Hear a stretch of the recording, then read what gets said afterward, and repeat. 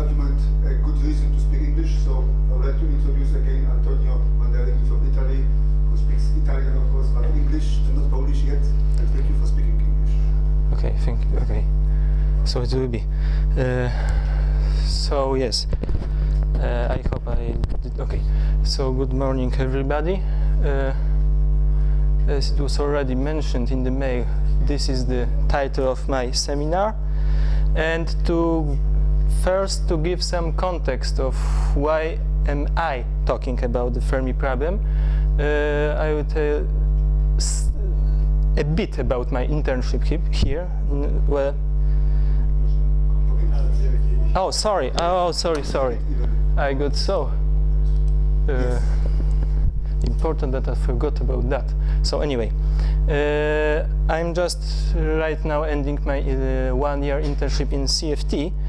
As a matter of fact, the main part of this internship was writing a master thesis, which was not about the Fermi problem actually, but on the way I had to become acquainted with the said Fermi problem, so perhaps I can say something about it.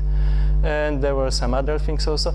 And because of that, because I am acquainted with the Fermi problem, but I haven't, so to say, solved it. What is PZW? PZW, it is power-Zinau-Woolley transformation. It is power-Zinau-Woolley transformation. Sorry to put it here. It was meant to be important in the subsequent slides, but it is no more. So anyway, the plan of presentation is that it will be of a reviewer character, so to say. I want to say what is Fermi problem, why I want to argue why it is still a problem, even though Fermi formulated it a long time ago. I'd like to sketch some of its solutions that were proposed in the meantime, and I'd like to talk a bit about some other type of formulation of this problem, but that will come at the end. So, the Fermi problem of causality is like this.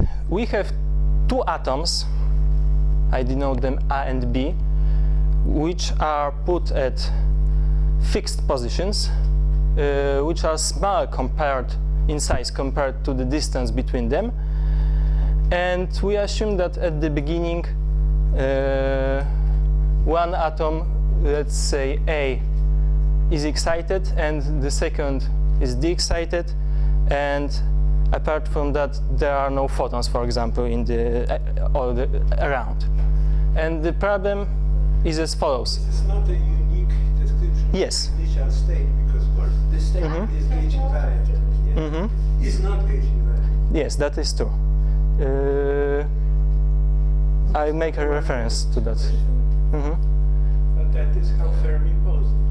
Yeah. Yes, indeed.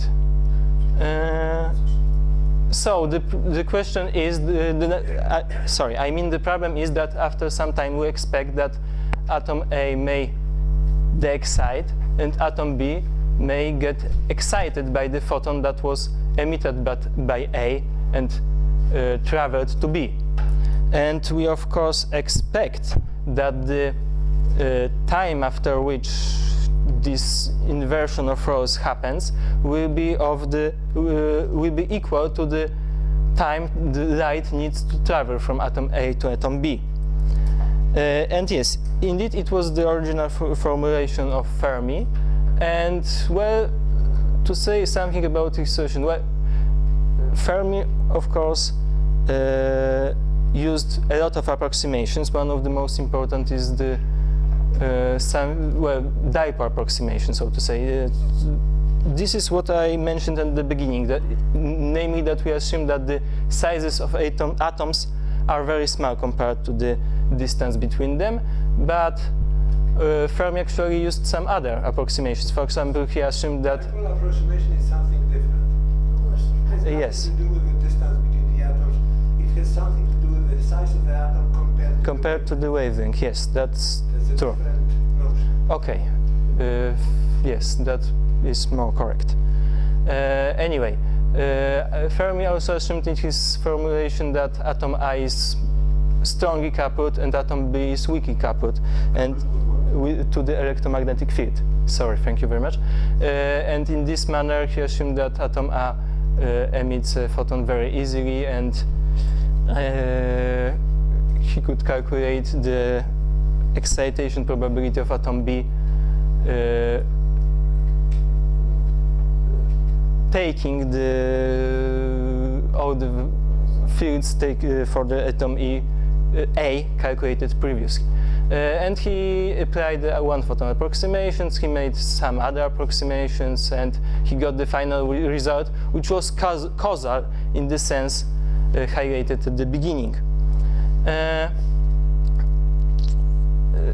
This line of thought of Fermi, I mean this type of formulating the Fermi problem, which Professor just criticized, was also used in many subsequent papers. Of notice, for example, the work of Miloni and Knight, in which, while still applying one photon approximation, and they obtained the result of this form. Here I write the probability amplitude of the excitation of atom A and of atom B, and they obtained the so-called retardation times. Namely, we have here a theta function, we have here a time, and we have here time needed for light to travel there and back again several times, and the same for this thing. And this is the line in which the Fermi problem was continually discussed in some works. So now there are some controversies about these solutions. Main controversy I want to discuss now is that, as has been shown by people mentioned here, the approximations employed in many of these solutions are, so to say, responsible for the causality observed in the theory. In particular, the approximation of expanding the integration over frequency to the negative domain was very thoroughly discussed, and many people say that it is responsible for causality in these theoretical models. And yes, this is what I wanted to say. There was a lot of works who were studying these non-causal effects in theory, but they are not of the main interest here. Now, it may seem that the whole Fermi problem is only some kind of a calculational problem. Namely, it is the problem of correctly formulating the theory while we already have all the necessary fundaments. I think that it may be argued that it is perhaps maybe more fundamental. Of historical note is that Fermi formulated the whole problem as a check of causal propagation of light in the theory of radiation he was developing in 1932. But of course, it is not. We don't need to refer to Fermi problem to discuss causal propagation of light nowadays. But as a matter of fact, the problem with the interacting fields being causal or not, as it seems, it is still very discussed in among some people whether there indeed is a causality. So, as I said, maybe it is not only a phenomenological problem of taking the correct description.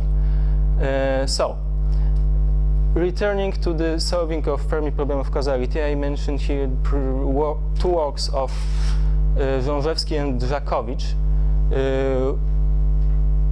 which points out more or less what the professor has mentioned before, namely that one has to be careful with the formulation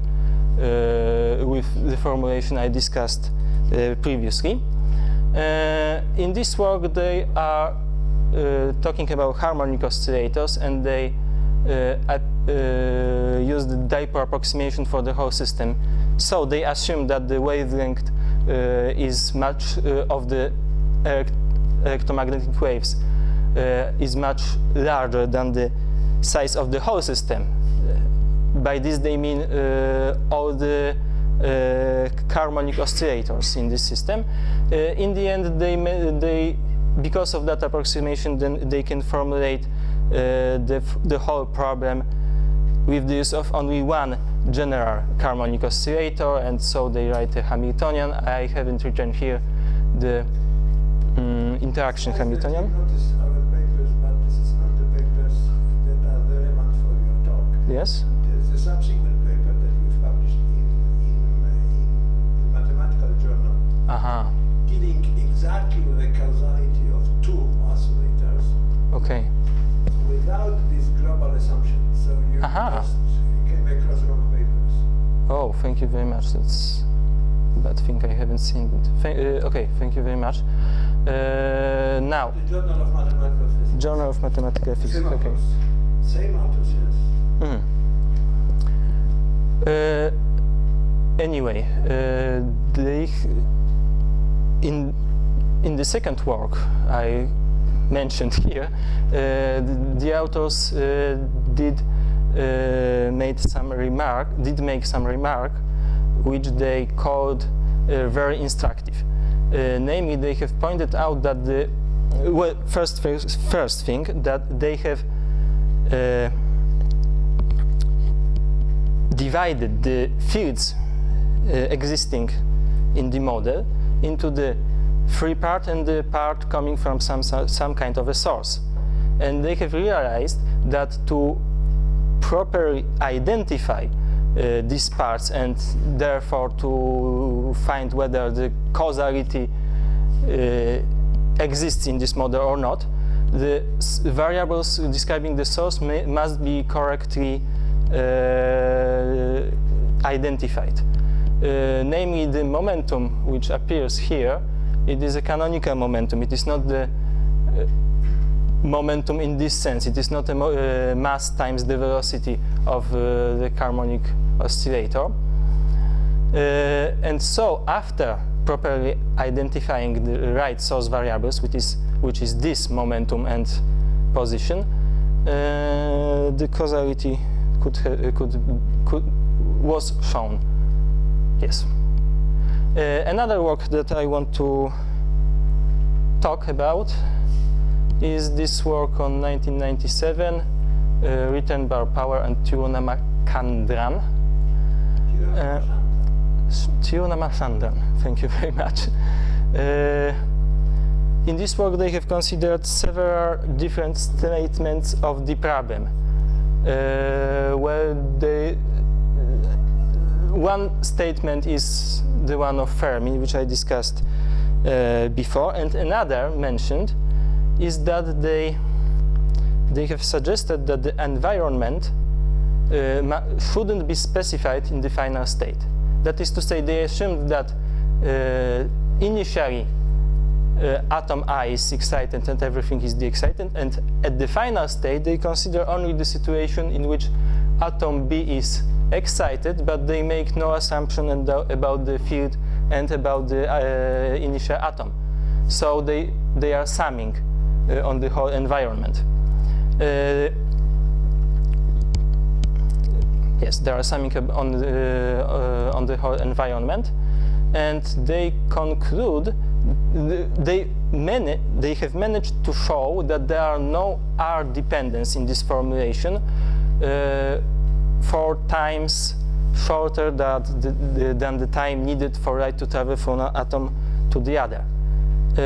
From this, they derive, they do not derive it. They take the conclusion that they have shown the causality, but it is far-fetched conclusion, as a matter of fact. Anyway, they have also shown that in this formulation of the problem, they can show strict causality in the fourth order of perturbation theory. As a matter of fact, they need this fourth order of perturbation theory, because only in the fourth order of perturbation theory all the non-causal terms in the previous orders vanish. Okay,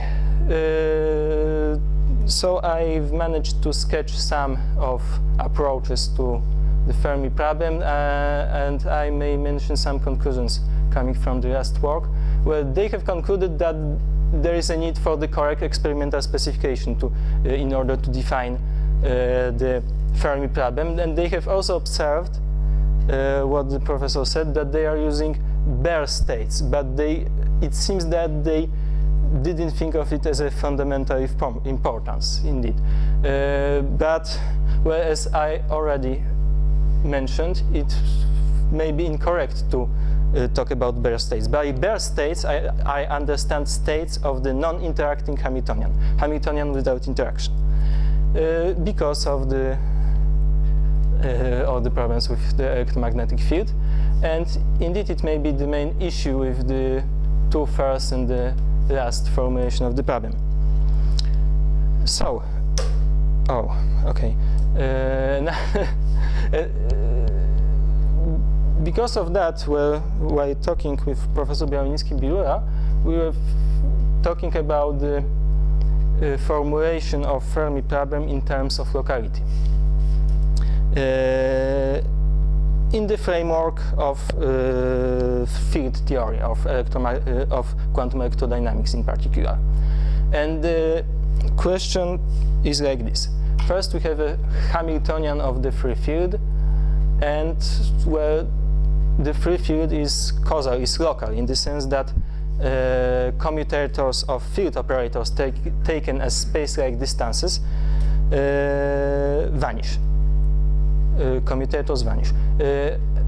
And so the field could be observed independently at these points. Of course, the same could be said in the language of propagators, but at the moment it is nothing particularly new. But we assume now that there is a system of atoms which is non-relativistic, which is described in a non-relativistic manner. I have denoted the operators describing the system of levels of these atoms by R. As a matter of fact, the index 3 refers to that for the particular case of two-level atom, Pauli matrices could be used in the definition of these operators, but it is not of the main importance in what I want to say. So the problem is now that if we introduce the interaction between such a non-relativistic field and with a relativistic field of the form, well, I explain this form in the moment, where the question is whether this field still has this locality in itself. Now, to explain this interaction term, I have here, of course, the quantized electric field. I have here another operator that could be used, that could be written by the use of Pauli matrices, which denotes the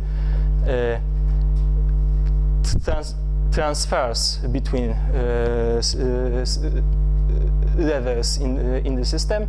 I have here a smeared dipole moment. So at the moment, no dipole approximation is applied. And I have here the distinguished direction of these atoms. I mean, with what polarization these atoms interact. It is very phenomenological description, and well, there may be many remarks. There may be many remarks necessary to say whether this description is proper or not. And as a matter of fact, after a bit of thought, I decided that it may be better to frame Fermi problem for spins, actually. In particular, there are no problems, for example, with longitudinal part of electric field. With spins, actually, the problem is very similar. We have the main change is that we have now the magnetic field, which is transversal. Instead of smeared dipole moment, we have a fixed density in space of the system. So I assume that the space degrees of freedom of this system are fixed. And we have some geomagnetic ratios, and the problem is, as previously, whether the B field has this locality in itself. So G is what? G? Sorry, where is G? Sorry, G is the ground state of the system. Of course, this is much weaker condition than this one. Because here only the expectation value are taken. Of course, one could discuss expectation value of some other state than the ground state, but well, this seems like a good point, a good place to start. Anyway, so and another plus of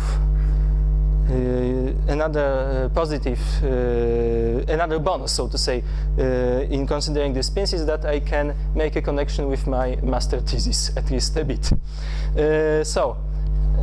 First, in the work Białnicki-Biura and in the work in 2007, Białnicki-Biura and Sowiński derived the theory of quantum electrodynamics of qubits, strictly speaking of single qubits. And by qubits they understood two-level atoms, electric dipoles, or spin 1/2. And it was more or less the idea I have just sketched. There is a relativistic electromagnetic field, and there is this system. There is this non-relativistic system, and they have derived all the tools of quantum electric dynamics, perturbation theory, Feynman diagrams. They have framed the scattering theory, they have formulated the linear response theory, and so on, concerning such a system. My master thesis more or less consisted in adding one more spin, where I was discussing on the spins, actually. And obviously this could be connected now with the Fermi problem. So first idea that comes into mind is to do that with the help of perturbation theory. So in the perturbation theory, with the use of Feynman diagrams and so on, all the expressions are constructed from free propagators.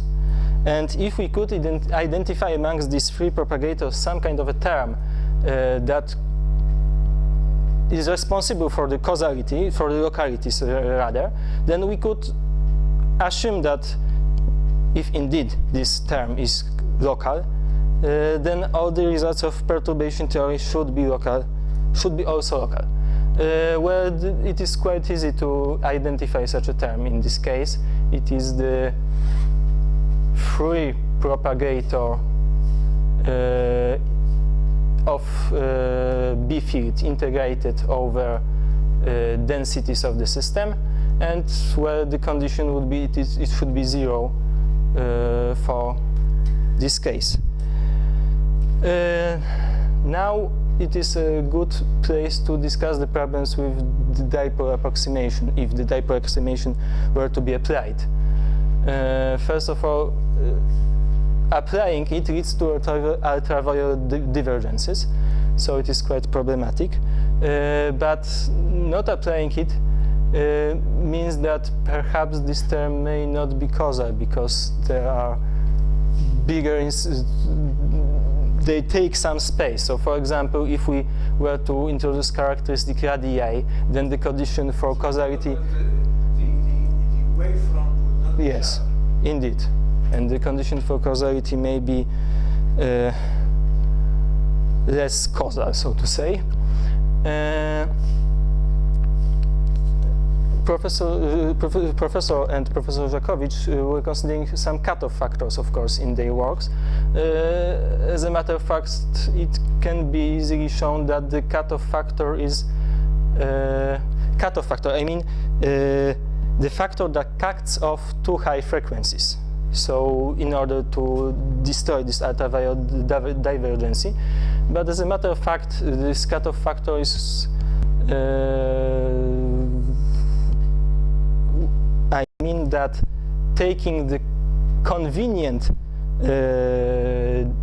density of spins is the same as taking this cutoff factor. So using cutoff factor may be, so to say, outside the dipole approximation actually. And well, so to show the causality, one needs, the idea now is that to show the causality, the best way would be to choose the most convenient cutoff factor so that to obtain it. Well, let's start with what I did in my master thesis. In my master thesis, I wasn't interested in causality. I've used such a cutoff factor which is connected with the standard hydrogen-like density. And by the way, I have obtained the equation for this integral, which is correct for the well-behaving spin densities. And well, this term with all these R's, keys, and so on is problematic in its own way, but this term is very problematic because, well, it is problematic, simply. In my work, I assumed that I could simply neglect this term, but then, for example, with such a density appearing, such a cutoff factor appearing here and here, the causality is not apparent, so to say. Actually, your cutoff is almost identical to the one that yes. That we used with Laszlorecia. In other words, the square was missing, but otherwise. Strictly speaking, I have here two. Well, yes, okay, it is the same cutoff factor because I have here propagator and you have. Okay. Anyway, another thing would be, well, this is my conclusion about this, but maybe it should be more closely rethought, so to say. Another thing would be to take such a cutoff factor which is well cutted after some characteristic. Then, yes, indeed. It can be shown that in this case only pole in 0 of this cutoff factor is important. I mean, all other poles could cancels each other after the integration, but perhaps I have to well, it seems that it is quite easy to show, but I have to perhaps more thoroughly research about that.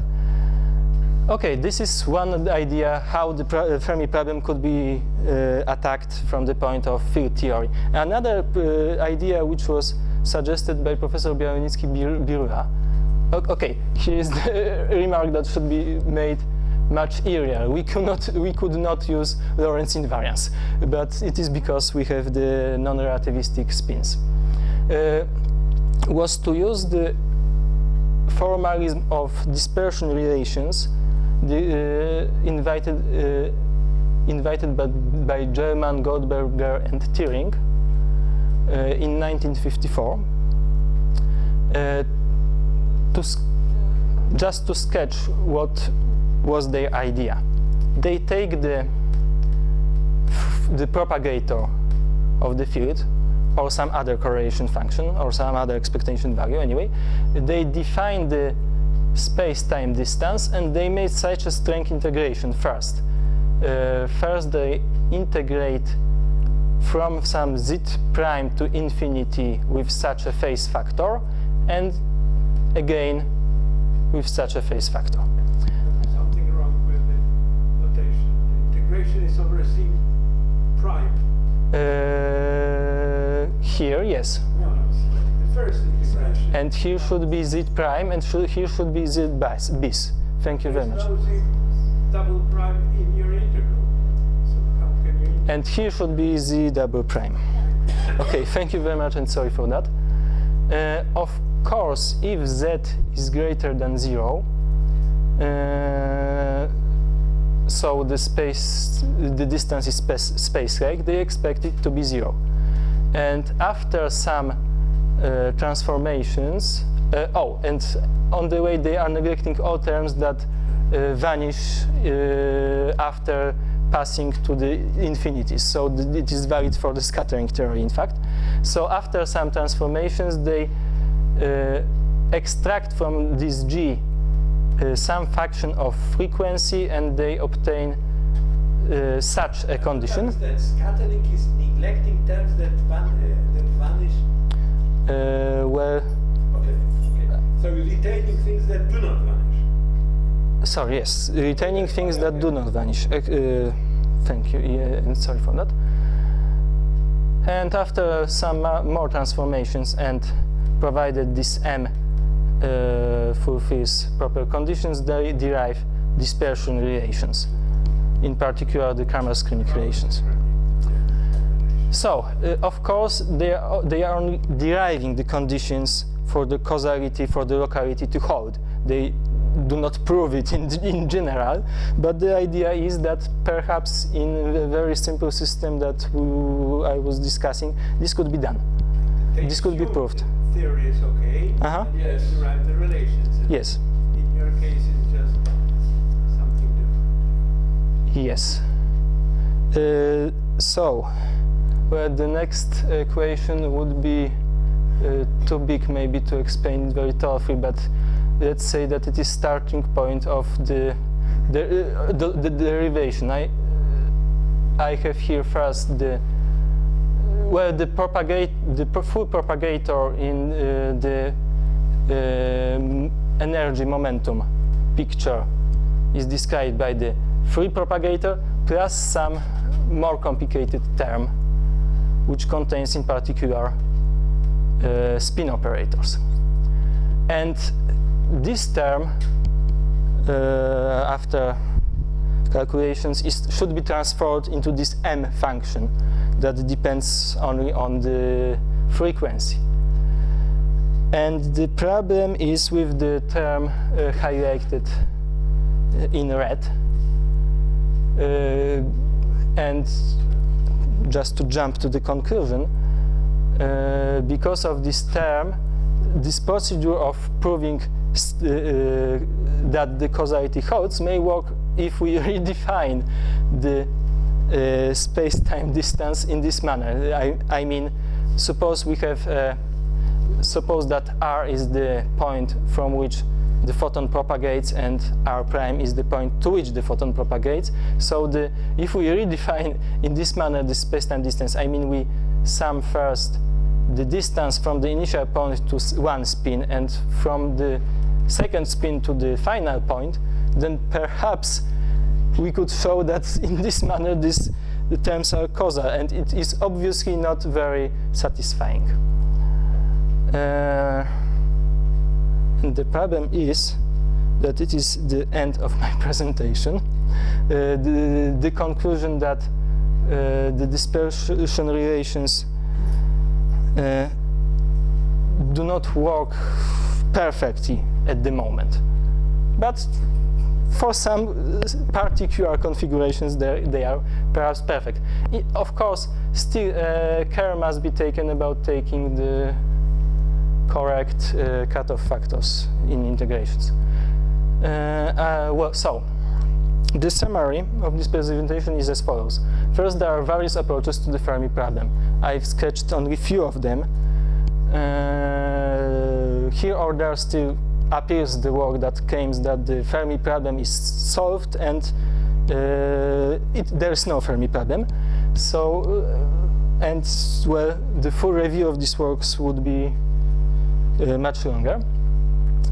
And most of these works show the causality only under proper assumptions taken. I claimed that Fermi problem may be formulated in terms of locality conditions. This was the way suggested by Professor Białnicki-Birula. I conclude that the cutoff factor must be taken, the appropriate cutoff factor must be taken, so perhaps this locality could be shown at the end. And I conclude that dispersion relations method works, almost works, so to say. Almost, yes. As a matter, as a off-topic remark, there are also other Fermi problems, as a matter of fact. For example, how to estimate the strength of the atomic bomb, how many pianoturners are there in Chicago, and if the space is so big, then why we don't see alien civilizations. But, well, this was the reason why I suggested the title Fermi problem of causality, for I thought that perhaps some people interested in these things may have come. Thank you for your attention.